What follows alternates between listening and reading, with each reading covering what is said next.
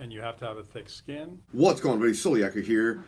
And this video is from 2022, for the most part of it.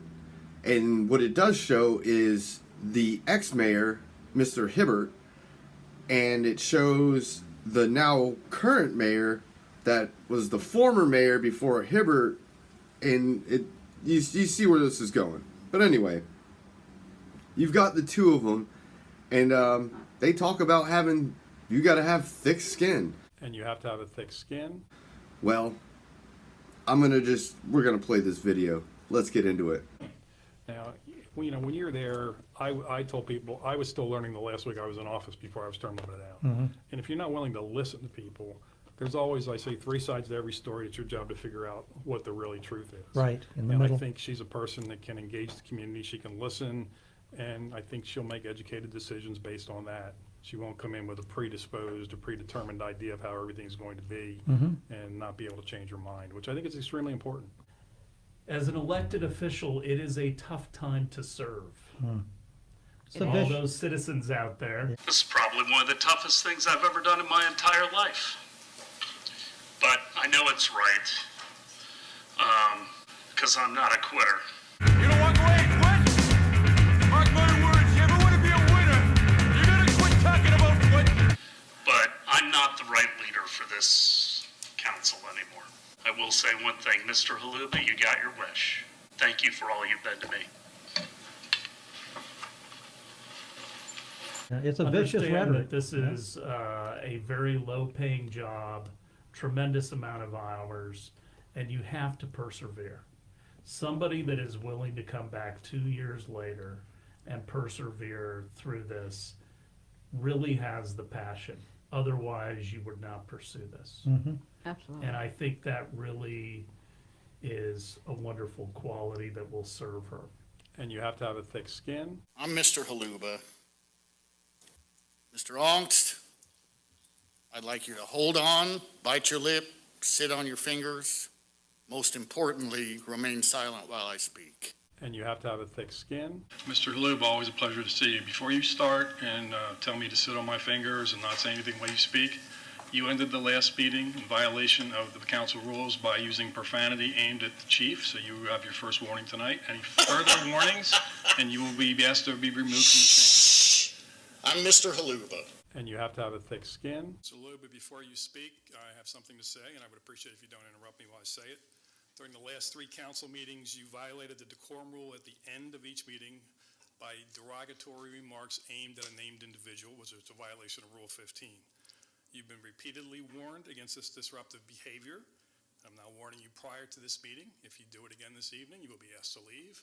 And if you do it at the end of your discussion in previous or next meetings, coming up meetings, you will be suspended from the following meeting. You may now proceed. Can't do that. First Amendment, sir. I'm Mr. Haluba. And obviously I aggravate the unelected, thin-skinned Brian Aungst.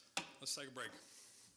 And you have to have a thick skin. And based on what's happening in her particular race, she has developed a very thick skin, which will benefit her on the dais.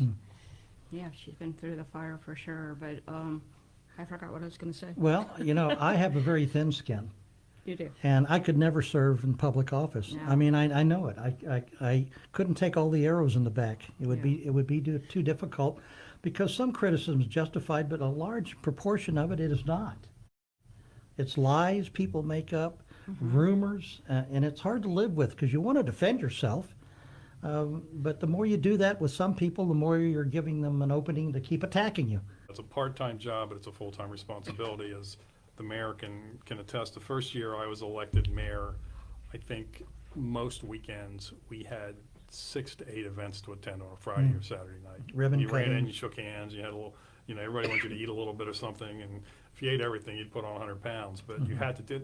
By the second year, then we probably cut that in half down to 4 or 5 events on the weekend. Yeah. And then during the week, you've got to go to this organization and that organization. And if you don't show up, they're offended, right? Exactly. And There's it's difficult. radio shows. Oh, God. Well, that's a huge honor. That's a huge honor. Unbelievable. And along those lines, I wanted to say, you have people get up in city council and they will tell you off.